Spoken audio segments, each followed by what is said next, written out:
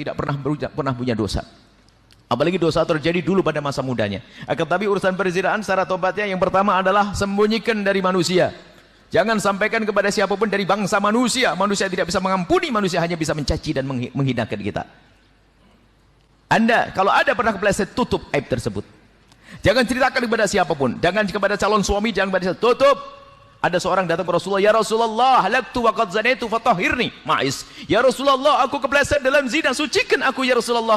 Nabi mengatakan, "La'allaka lamasta." Mungkin kamu tidak sampai zina. Dialihkan Nabi, mungkin hanya bersentuhan saja. "Tidak ya Rasulullah, aku berzina." "La'allaka qabbalta." Mungkin kamu hanya mencium saja. "Tidak ya Rasulullah, aku melakukan." "La'allaka fakhatta." Mungkin di antara dua paha saja. "Tidak ya Rasulullah, aku melakukannya." Baru setelah yang keempat ditegakkan hukum kepadanya. Artinya apa?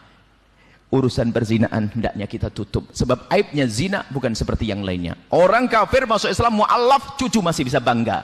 Ayahku mu'allaf, kakekku mu'allaf. Tapi kalau seorang cucu punya kakek berzina, akan nempel aib itu di jidatnya sampai kapanpun.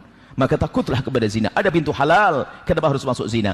Tapi apapun bentuknya, mungkin ada orang yang pernah kepleset dalam zina. Anda bertobat, minta ampun kepada Allah. Syarat tobat yang pertama urusan zina, jangan cerita kepada siapapun dari bangsa manusia. Kalau Anda pernah bercerita, sudah cukup untuk dia saja yang tahu. Selebihnya jangan. Kemudian setelah itu mengadulah di tengah malam kepada Allah dengan tetesan air mata. Sebab-sebabnya menjadikan Anda terjatuh zina, Anda jauhkan semuanya. Kalau Anda menyesal dengan sungguh-sungguh, maka ketahuilah, at-taibu minadz-dzambi kaman dzambalah. Orang bertobat dari dosa seperti orang yang tidak pernah punya dosa.